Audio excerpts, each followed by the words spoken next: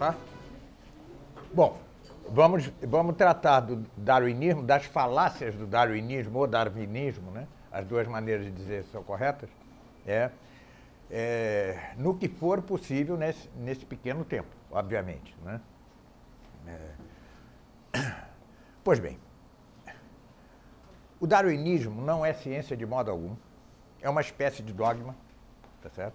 É uma espécie de dogma, mas mais precisamente é um conto da carochinha.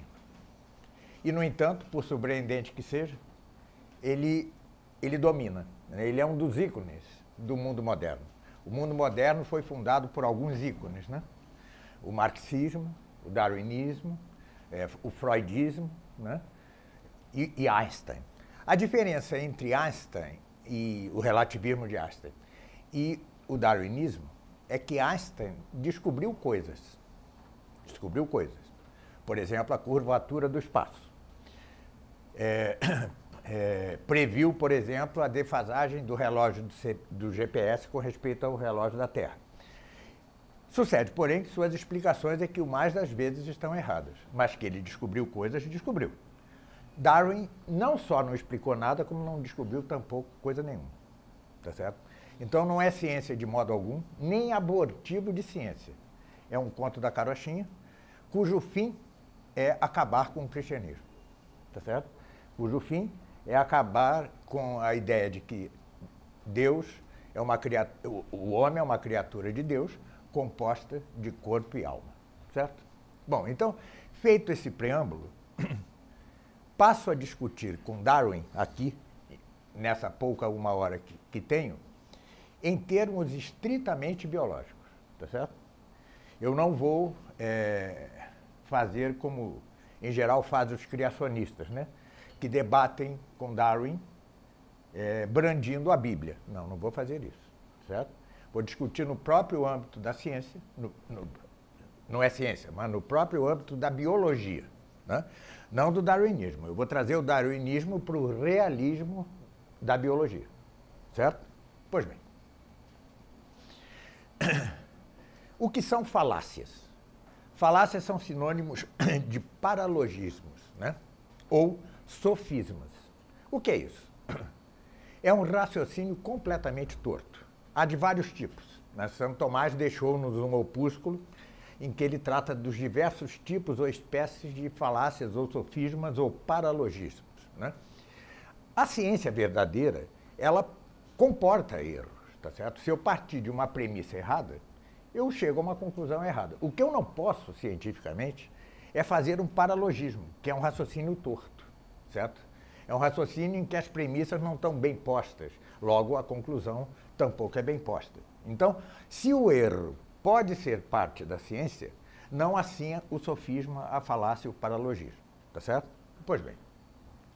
E o central paralogismo ou falácia ou sofisma do darwinismo é confundir parecido com parentesco, tá certo? Esse é o principal, esse é o central, né?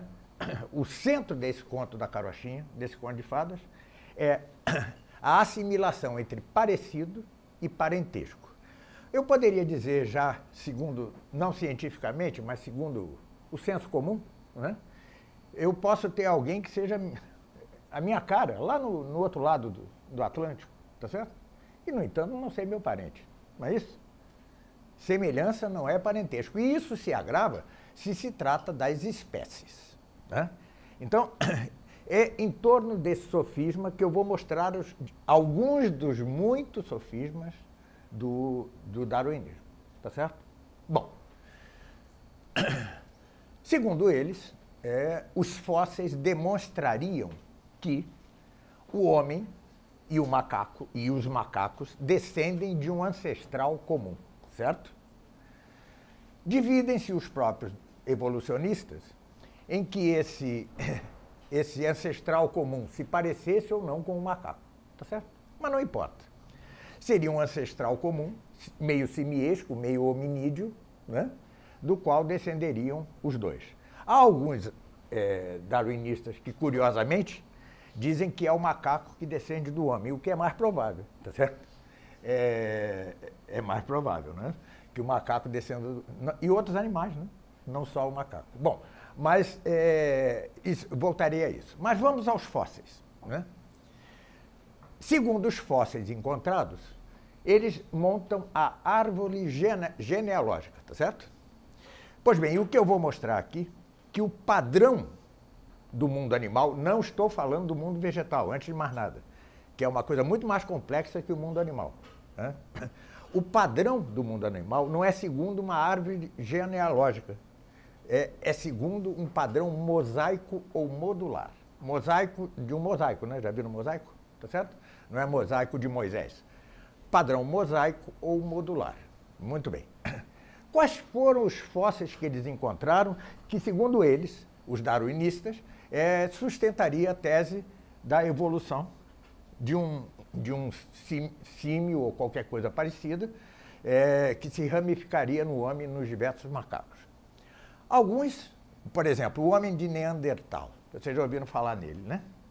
Pois bem, hoje, aliás, só um parênteses, há um movimento internacional só de PhDs, só biólogos de alto coturno, né? Quem entrar na minha página Estudos Tomistas, é um blog, verá lá isso, uma dissensão científica do darwinismo, né? É uma série muito grande, é uma grande quantidade de grandes cientistas que se opõem ao darwinismo, né? Eu tentei me inscrever lá, né, mas não pude, eu não sou PhD, então tem que ser PhD, né? Bom, mas voltemos. O Neandertal o que é? É um homem. O Neandertal é um puro homem. Qual é o problema do Neandertal? É que ele sofria de raquitismo e artrite. Tá? Desta doença, na minha cidade, na porta da catedral, o senhor já deve ter visto, tem um homem desse tamanho, todo torto. Imagina se encontramos o fóssil dele daqui a 100 anos, nós vamos achar que é algum elo de ligação, tá certo? Entre alguma coisa e outra, né? E assim é o homem de Neandertal, ele sofria de raquitismo e sofria de certa artrite, tá certo? E os outros, aqueles monte de australopitecos, piteco para cá, digo, são perfeitos macacopitecos, tá certo? Se me permitem a brincadeira. São perfeitos macacopitecos, tá? Ah, mas os macacos, e isso provaria evolução, têm caninos e incisivos grandes que pouco a pouco vão diminuindo à medida que se transformavam em homem, tá certo? Mas existe o babuíno gelada, que tem os caninos e os incisivos exatamente igual aos nossos. E, no entanto, eles nunca procriaram um homem, eles procriam outro babuíno gelado, certo? Né? A postura ereta, né? A postura ereta. Existe um macaco chamado paniscus, que anda exatamente ereto como nós. E seu filhote é um pampanicus, tá certo? Não é nenhum homem. Tá?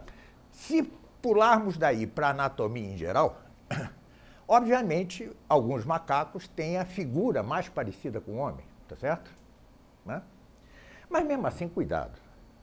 Se de todo o mundo animal pegarmos que animal tem o pé mais parecido com o homem, não é nenhum macaco, mas o urso polar. Tá certo?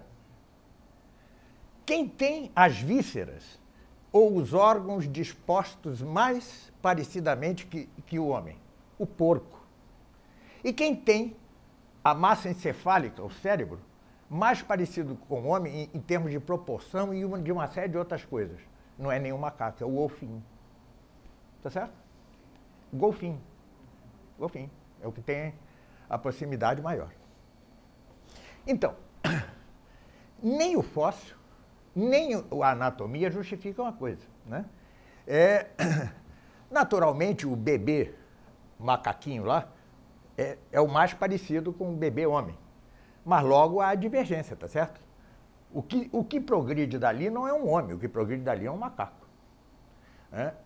E como há a regra lógica de que do mais, o mais pode o menos e o menos não pode o mais, seria mais provável que o macaco que descendesse do homem e não o inverso. Tá certo? Porque o menos não pode o mais. Tá certo? Então, por esse ângulo, nós não chegamos a lugar nenhum. Lembre-se, eu desde o início eu disse padrão mosaico ou modular, e não genealógico. Tenho sempre isso em mente, porque eu vou girar tudo que eu vou dizer aqui em torno disso. Pois bem, mas houve a grande descoberta de que a hemoglobina, tá certo? Nos macacos e no homem é igual.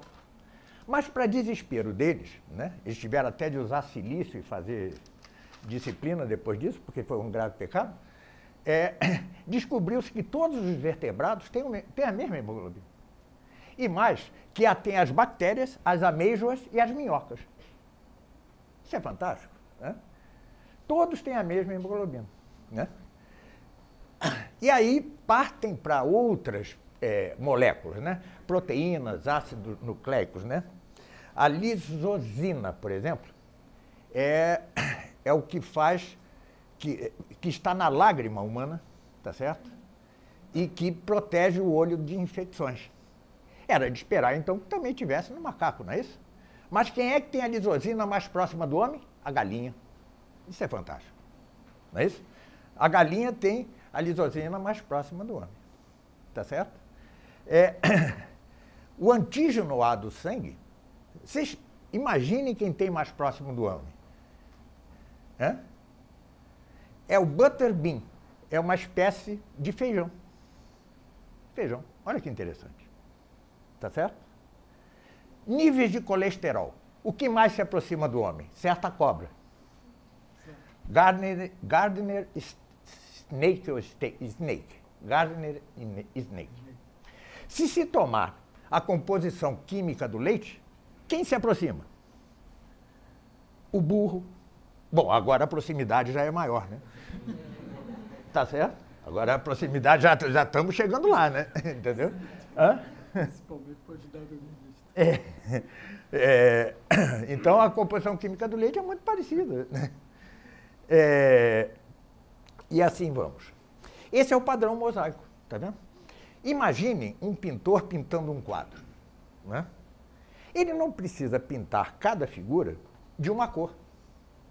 Ele pode usar a mesma cor emoldurada por figuras diferentes, por proporções diferentes, não é isso? Ele não precisa, para cada bonequinho que esteja lá, cada figurinha que esteja no quadro, usar uma cor para distingui-lo, né? Basta mudar as proporções, basta mudar as figuras, etc. É mais ou menos o que ocorre, analogamente o que ocorre entre os animais. Muda-se a disposição, muda-se, mas o elemento é o mesmo, tá certo? Todos os seres vivos estão compostos da mesma coisa, tá certo? De todos estão compostos da mesma coisa. Então, o argumento molecular cai por terra. Ademais, lembre-se que Darwin não sabia nem sequer o que era uma célula. Nem tinha ideia do que era uma célula. Tá certo? Ele vai dizer, eu volto a isso, que se a teoria evolucionista não apresentasse um mecanismo efetivo de evolução ou mutação, ela ruiria. Exatamente, nunca apresentou. Tá certo? Aliás, quanto à crise do darwinismo, que é gravíssima, e só não eclode completamente, porque ele é sustentada por alto dinheiro, tá certo? Vai ver que o George Soros mantém o darwinista. Há um livro excelente, como é o nome dele? Michael Denton, é um australiano, um dos maiores evolucionistas que houve, escreveu um livro em inglês, Evolucionismo, uma teoria em crise. Por que crise? Porque tudo isso, veja, entre os fósseis encontrados, há o homem de Nebraska. Já ouviram falar disso? Não? Eles fizeram a partir de um molar, um dente. Olha que fantástico, né? Eles, a partir de um molar, eles têm certeza de que aquilo era de um elo de ligação entre o homem e o macaco, tá certo? Que esse brutamonte puxava a mulher pelos cabelos arrastando pelo chão com um porrete na mão, dentro de uma caverna, né? A partir de um molar. Sucede, porém, que esse molar do homem de Nebraska era um molar de um pecore, um porco do mato americano. Né? Isso para não falar das fraudes claras, né? Por exemplo, aquele católico, entre aspas, como era o nome dele? Teilhard de Chardin, né? Armou uma fraude mesmo, né? Foi uma verdadeira fraude, né? Vale tudo para sustentar uma teoria. Pois bem, hein? De tal, né? Bom, mas eles não desistem. Os evolucionistas não desistem. Também é muito dinheiro em jogo, né? Eu também não desistiria, não. É muito dinheiro em jogo, né? Aliás, quando eles descobriram que o homem de Nebraska tinha sido reconstruído a partir de um molar de pecuária, o que eles fizeram? No museu em que ele já estava todo reconstruído, eles mudaram de andar. Puseram no andar em que as crianças visitam. Isso é fantástico, né? Isso é o que se chama honestidade intelectual. Bom, agora, mas outros argumentos quanto ao comportamento, né? Então, eles acharam que os africanos se sentavam muito parecidamente com os gorilas, os mongóis com orangotangos e os caucasianos, europeus, com os chimpanzés. Tá certo? Claro, eles viram isso antes de essa gente toda descobrir a cadeira, porque na hora de sentar eles se sentam igual e diferente dos macacos. Mas tá. Ou seja, isso é uma bobagem, mas que fundamenta uma coisa impressionante, né? Veja que o darwinismo é filho do colonialismo inglês e de sua ideologia. Tá certo? Eles estavam convictos de que do macaco se passava por um elo de ligação, ia subindo na escala evolutiva até chegar a quem? Ao inglês. Tá certo? Todo o racismo se funda no darwinismo e na ideologia colonial inglesa. Todo. Não há racismo que não tenha isso. Mesmo o racismo nazista tem seu pezinho no evolucionismo. Bom, então isso de comportamento, isso é um blefe, tá certo? Isso é um perfeito blefe. Assim, desculpem-me, eu não lembro o nome, mas um evolucionista importante, inglês, e outro parceiro seu, descobriram os pigmeus na África. Os pigmeus sempre foram escravos dos zulus. Os zulus são aqueles negros grandes, né, e os pigmeus os baixinhos, né? E eram escravos deles, sempre foram escravos. Mas não eram conhecidos do mundo ocidental. Então descobriram, pronto, é o elo de ligação, claro. Tá certo? Do pigmeu evoluiu para o zulu, que evoluiu para o mongol, que evoluiu para o inglês. Tá certo? Bom, então o que fizeram? Pegaram um casal, tomaram um casal, enjaularam esse casal e percorreram a Europa e Estados Unidos, exibindo-os como elo perdido, né? Que, como dizia Chesterton, só se sabe que continua perdido. Não é isso? Chesterton dizia isso. Bom, esse casal se suicidou, claro. Tá certo? Você é arrancado, mesmo que escravo, você está ali na sua sociedade, no seu mundo e tal, você é arrancado, provavelmente tinham filhos e tal, você é arrancado, posto numa jaula como um animal, né, para ser exibido. Ou seja, dessas crueldades se faz o darwinismo. Mas não estavam satisfeitos ainda com isso, né? Então veja o que é uma falácia. Se o macaco descende do homem, logo, se o homem descende do macaco e o homem fala, logo o macaco pode ser ensinado a falar. Tá certo? Isso é o que se chama uma falácia. Isso é perfeitamente uma falácia. Bom, então foram décadas de grandes cientistas, entre aspas, tentando ensinar macaco a falar. É mais provável que eles tenham aprendido a grunhir, não é isso? É o mais provável. Eu não sei se eles aprenderam, porque às vezes não é fácil, né? Grunhir. Mas são décadas, não ensinaram uma palavra aos pobrezinhos dos macacos. Nenhum, né? Tinha a famosa, era Lucy, acho que era Lucy, a macacona lá, né? Entendeu? Que nunca disse nada. Ela aprendeu a quê? A reagir a estímulos. Mas quem não ensina um cão em casa? Tá certo? O cão é mais capaz, ele tem... Isso é assunto para outra aula, quem for meu aluno na escola tomista já sabe disso, é estimativa. A estimativa do cão, que é um sentido interno, é a mais desenvolvida nos animais. Por isso ele é o animal mais ensinável, né? O cão. Tá? A progressão, digamos assim, no mundo animal, o alto dela são os animais ensináveis, certo? E o cão é o ensinável dos ensináveis, tá certo? O cão consegue prodígios impressionantes, ele aprende mesmo pela experiência. Bom, mas a falar, ninguém conseguiu fazer os macacos falar. Ninguém conseguiu que os macacos falassem, tá certo? Agora, que interessante, já que eles supuseram que a linguagem articulada, vejam, eu nem entro ainda em o que é exatamente a linguagem, coisa de que falo abundantemente na escola atomista. É linguagem articulada, né? Já que é para isso, nós descendemos do papagaio, então, né? Não é isso? É do papagaio, claro, porque é o único animal, não que tenha a linguagem articulada por si, mas capaz de mimetizar, de imitar a linguagem articulada. É o único, né? É o único. Dizem as más línguas que a mulher é que descende do papagaio, mas isso não é certo, porque eu falo mais que as mulheres, né? Então, isso não é certo. Mas nunca pensam no papagaio, né? Tá certo? O papagaio não é só o papagaio, há outros animais, não? Que imitam, qual é? O corvo? Alguns outros animais conseguem imitar o homem, né? Falando. Claro, o papagaio tampouco tem linguagem, tá certo? Linguagem, só o homem. A linguagem é um conjunto de signos de concepções intelectuais de que os animais são destituídos, tá certo? Eles não têm concepções intelectuais, porque não têm intelecto, eles têm estimativa. Logo, as palavras que eles digam, o papagaio, por exemplo, não podem ser signos de concepções que eles não têm, certo? Então, linguagem propriamente dita, não. Claro, os animais se comunicam entre si e com o homem, mas sua linguagem serve para o hic et nunc, para o aqui e agora, certo?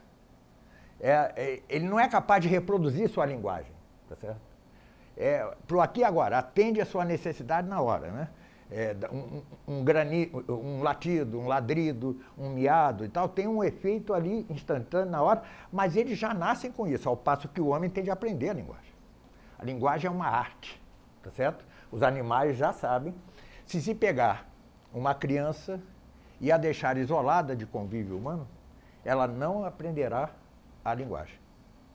Porque o homem precisa aprender dos pais a arte da linguagem. Se deixar um gatinho isolado da sua mãe, de todos, só alimentando, ele vai miar igualzinho a todos os gatos, certo? Ele não depende de aprendizado, ele não tem linguagem. Ele tem algo que é natural, já nasce com isso, que atende ao hic et nunc, ao aqui e agora e ponto final, certo? Então, nem sequer o papagaio tem linguagem, correto? É a mesma confusão. Aristóteles dizia que o homem é o único animal ridente, ou seja, que ri. Aí já vem os objetores e dizem a hiena ri, o macaco ri. Já viram o macaco abrir a boca, mostrar os dentes? Tá certo? Mas é claro que eles nem entenderam Aristóteles, porque quando ele diz que é um animal ridente, é o único que tem senso de humor. É isso que ele quer dizer. Tá certo? Não é que mostra os dentes, tá certo? Não é porque ele ficou contente, mostrou lá os dentes, que isso é sorriso. Sorrir é ter senso de humor antes de mais nada. Tanto que eu posso ter um defeito na boca, não poder rir anatomicamente, e, no entanto, eu tenho senso de humor, tá certo? O homem tem senso de humor, nenhum animal tem, nem a hiena, nem o macaco, nem nada, certo? Bom, mas agora chegamos ao ponto álgido, ao cume da teoria, que é a seleção natural, certo? Vocês já ouviram falar nisso, né? Seleção natural. O meu amigo biólogo ali já deve ter ouvido, todo dia deve ouvir falar na seleção natural. A seleção natural é o sofisma por excelência. É a chamada petição de princípio ou tautologia. Os mais aptos têm maior descendência. E por que têm maior descendência? Porque são mais aptos. Isso é a tautologia chamada petição de princípio, certo? Pois bem, antes de mais nada, ele vai entender, não sei se vocês vão entender, o meio atua no máximo sobre o homem, não sobre o genótipo, mas sobre o fenótipo, tá certo? Ou seja, não atua sobre os genes, né? Mas eles falam em mutações. Pois bem, todas as mutações vistas laboratorialmente, delas, 99% degeneraram o animal, tá certo? Todas as mutações. Para que haja mutação, é preciso que haja mutação na complexa molécula do DNA, certo? Preciso que haja ali, né? Então você tem três possibilidades. Ou a degeneração, que se dá em 99% dos casos. Em 1%, a mutação é neutra. Porque uma degeneração não é suprida pelo gene alelo, ou seja, do outro progenitor. Certo? O que faz com que 1% seja neutro. E as chamadas mutações favoráveis não são verdadeiras mutações. São genes que estão ali em potência que surgem quando algo faz necessário que eles surjam. Tá certo? Não é uma mutação, já está ali. É parte da espécie. O que implica, por exemplo, a distinção entre espécie e raça. Todos já sabem que o brilhante conto da carochinha de Darwin começou ao ver ele variações entre os tentilhões, tá certo? Entre os tentilhões nas Ilhas Galápagos. Então ele disse, eis uma evolução. Hoje alguns dizem é uma microevolução. Não é micro, nem macro, nem coisa nenhuma, é mudança racial. É a mesma coisa que há entre um chihuahua e um dog alemão, tá certo? Claro, um chihuahua e um dog alemão não podem cruzar por dificuldade anatômica, né? Como é que eles vão cruzar? Mas se houver inseminação artificial, nasce algo, tá certo?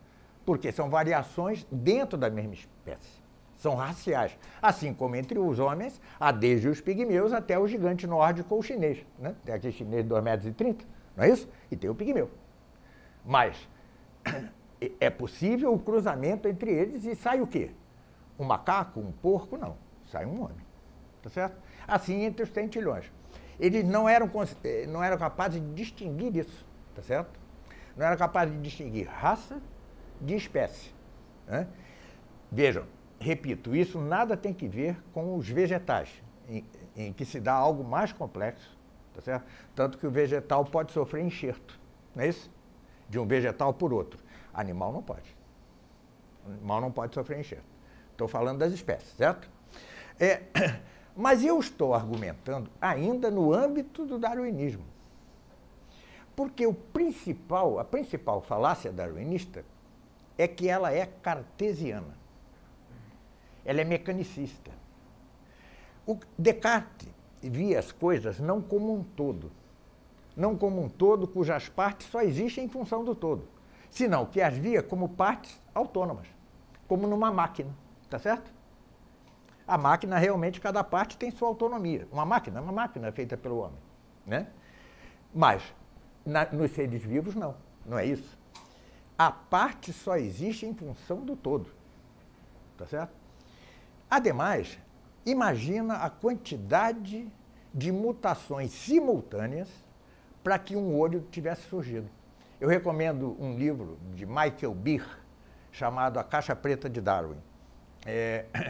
Esse livro, Michael Behe é o fundador dessa corrente chamada o design inteligente, tá certo? Ele ainda é mecanicista também, a seu modo ele é cartesiano, mas descobriu coisas impressionantes. A impossibilidade de que da seiva se chegasse ao sangue, por exemplo.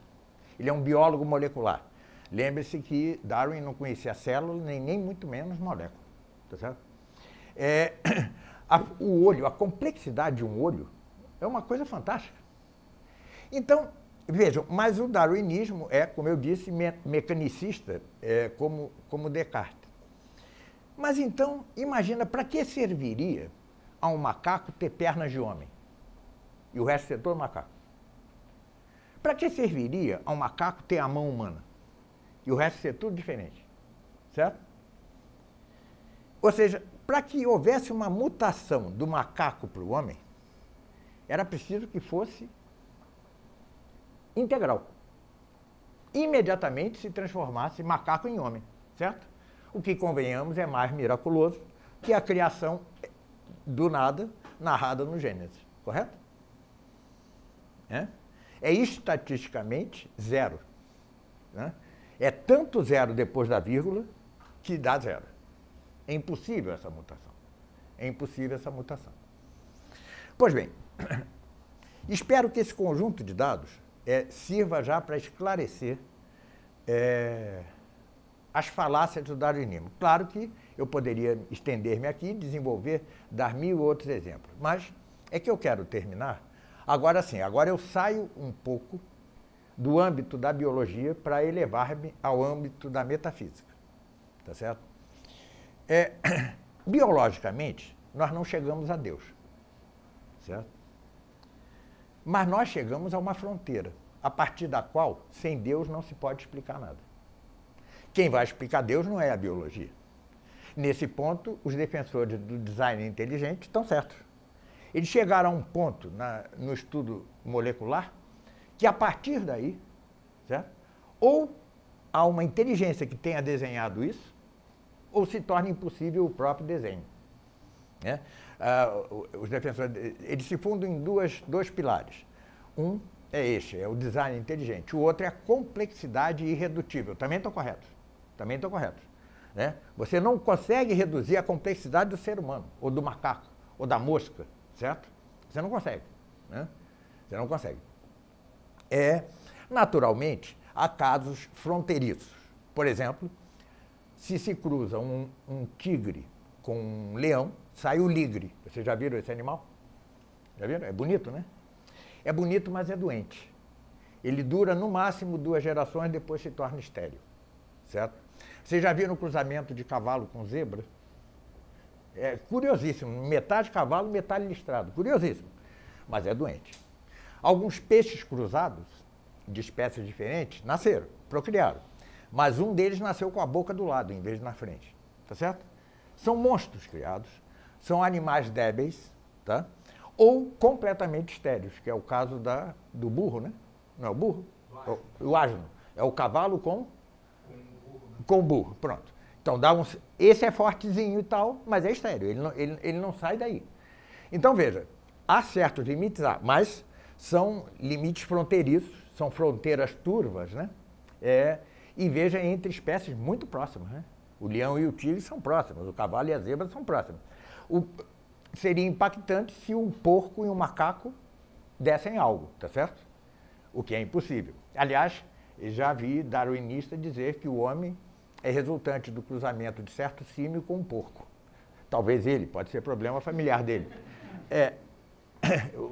Aliás, o regime comunista da União Soviética, junto com o de Fidel Castro, fizeram a experiência, um cientista disse que provaria que se cruzasse certo orangotango com uma mulher negra africana, sairia algo, né? Não nasceu nada, os comunistas mataram o cientista, claro, calaram a boca. Mas vejam a crueldade da coisa, né? Na China foi o oposto, tá certo? Era um homem com uma orangotanga, tá certo? Mas veja, é o próprio delírio, né? Tá certo? É o próprio delírio. Aliás, se vocês procurarem no YouTube, tem lá um filhote de cruzamento de não sei o que com homem, né? Aquilo é falso. Um padre, certo padre, cujo nome eu não digo, me escreveu apavorado. E agora, o que é que eu faço? Eu disse, não acredita, né? Isso não é possível, né? Isso não é para dar crédito a isso, né? Bom, então, se na biologia nós não chegamos a Deus, não explicamos Deus, Deus, aliás, antes de tudo, não é um assunto de fé, a sua existência. É de fé que ele seja trino, tá certo? É de fé que Cristo seja Deus. É de fé que Cristo tenha nascido da Virgem, de uma Virgem. Isso é de fé. Isso a nossa própria razão não pode alcançar. Nós aceitamos porque crer, como dizia Santo Tomás, é assentir intelectualmente, movido pela vontade, que por sua vez é movida pela graça. Então depende da graça, tá certo? Depende da graça. Mas que Deus existe, nós demonstramos, é uma demonstração. Naturalmente, nem todos alcançam essa demonstração, por 1000 limitações, por falta de tempo, por não ter capacidade intelectual e tal. Então, Deus lhes dá também que creiam nele por fé, tá certo? Mas isso é uma espécie de misericórdia divina, porque nós temos capacidade para provar que Deus existe. Bom, e isso não é da biologia. Para isso é preciso chegar à metafísica, tá certo? Que é, entre as ciências alcançáveis pela luz da razão humana só, é a máxima, é a sabedoria. A partir daí, só a teologia sagrada que se alcança pela revelação divina. Pronto. Tá? Então, a biologia não chega aí. Mas assim como a física, na física, você vai chegar ao momento, vamos supor que seja correta a teoria do Big Bang. Vocês já ouviram falar do Big Bang, não? Não é isso? Aquela partícula altamente condensada de energia que explodiu, etc, etc, etc. Tá. Concorde-se ou não com isso, admitamo-la como hipótese, correto? Admitamo-la. Então a física chegou quanto à origem do universo, não é propriamente a física, é a cosmologia. A cosmologia chegou quanto à origem do universo ao Big Bang, certo?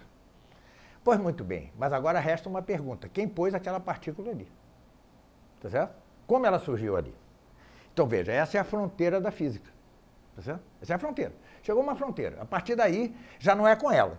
Mas o físico não pode dizer, como diz o Stephen Hawking, né, que essa partícula teria surgido de nada por si mesma. O que é pior que um desenho animado. Tá certo? Como é que algo surge de nada por si mesmo? Isso é fantástico. Já nos é muito difícil entender a realidade da criação, ou seja, que Deus fez tudo de nada. Imagina crer que do nada algo se faz por si mesmo, tá certo? Isso é pior que eu me pegar pela gola e me jogar fora, tá certo? É mais difícil, não é isso? É impossível, é um desenho animado, né? O desenho animado pode acontecer isso. Então, a física chega um momento em que ela vai dizer, bom, Aristóteles na física, no seu livro Físico, ele chega a mostrar então que sem um primeiro motor imóvel não há os diversos movimentos. Então ele chegou a Deus, tá certo? Mas nem precisa chegar aí. Você basta dizer o seguinte, quanto a essa partícula de que decorreu o Big Bang, não há explicação, certo? Se a física se limitasse a isso, não dissesse as bobagens do Stephen Hawking, né? Se ele não dissesse essas bobagens, já teria feito seu serviço, né? Da mesma forma a biologia. Você chega a um ponto em que é impossível passar sem recorrer agora a Deus. O biólogo não precisa crer em Deus, mas ele tem de ter pelo menos o bom senso de que ele mesmo não é capaz de explicar certas coisas a partir de certo ponto. Correto? Tá? Muito bem. Então, como biólogo, ao contrário do que quis Darwin, né, ele não tem como negar o Gênesis bíblico, né, o livro do Gênesis. Ele não pode negar. Ele não pode negar. Ele não tem instrumentos para isso, tá certo? Ele não tem instrumentos para dizer que o homem não tem alma. Ele não tem isso, né? Não é do âmbito dele. Então ele tem de forçosamente parar nos umbrales do Gênesis, correto? O Gênesis diz essencialmente que Deus fez tudo do nada, no tempo, certo? Em certa ordem, que culmina no homem a quem infundiu uma alma espiritual, certo? Depois também aí tem a história do pecado original e tal, mas limitemos-nos à questão da criação, certo? O homem é o ápice da criação sensível, visível. Não se fala de anjos no Gênesis, né? Pois bem, o biólogo não tem o direito de passar daí, certo? E toda e qualquer conclusão que negue isto é uma conclusão indevida por si, porque já sai de seu próprio âmbito, né? Ele pode, no máximo, chegar, como chegam os biólogos moleculares atuais, tá? A impossibilidade de que aquilo se tenha feito por si mesmo, tá certo? É impossível. É impossível que tal... É simples, se andamos por um deserto e topamos com uma máquina, uma máquina humana dessa, ninguém vai crer que aquilo brotou espontaneamente das areias do deserto, correto? Alguém, uma inteligência fez isso, né? Da mesma forma, há algo mais complexo que a máquina, digamos assim, não no sentido de Descartes, que a máquina de um ente vivo, de um vivente? Há algo mais complexo que isso? Darwin, aliás, uma coisa muito interessante é que os marxistas, em sua grande maioria, nunca leram Marx, né? E os darwinistas tampouco leram Marx. Darwin, tampouco leram Marx.